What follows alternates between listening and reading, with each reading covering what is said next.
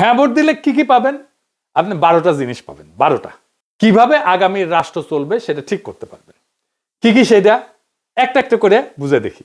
শুনেন মন দিয়া। আপনি কি এমন একটা বাংলাদেশ চান যেখানে তত্ত্বাবধায়ক সরকার, নির্বাচন কমিশন, সরকারি কর্ম কমিশন মানে যেটাকে পিএসসি বলা হয়, এটা গঠনে সরকারি দল এবং বিরোধী দল একত্রে কাজ করবে? সুন্দর কথা না? 2 নাম্বার, সরকারি দল ইচ্ছামতো সংবিধান সংশোধন করতে পারবে না। সুন্দর না কথাটা? 3 নাম্বার, সংবিধানের গুরুত্বপূর্ণ পরিবর্তনের ক্ষেত্রে গণভোটের বিধান চালু হবে। সুন্দর না? আমরা সবাই মিলে ভোট দিয়ে ঠিক করব। 4 নাম্বার, বিরোধী দল থেকে ডেপুটি স্পিকার এবং গুরুত্বপূর্ণ সংসদীয় কমিটি সমূহের সভাপতি নির্বাচিত হবেন বিরোধী দল থেকে। সুন্দর না? যত মেয়াদী হোক কেউ সর্বোচ্চ 10 বছরের বেশি প্রধানমন্ত্রী থাকতে পারবে না। সংসদের নারীর প্রতিনিধিত্ব পর্যায়ক্রমে বাড়বে। ক্ষমতার ভারসাম্য প্রতিষ্ঠার জন্য পার্লামেন্টে একটা উচ্চ কক্ষ গঠিত হবে। দেশের বিচার ব্যবস্থা স্বাধীনভাবে কাজ করবে। সুন্দর কথা না? আপনার মৌলিক অধিকারের সংখ্যা বাড়বে। কি রকম একটা মৌলিক অধিকার হইতেছে ইন্টারনেট সেবা কখনো বন্ধ করা যাবে না, এটাকে মৌলিক অধিকার হিসেবে ঘোষণা দিবে।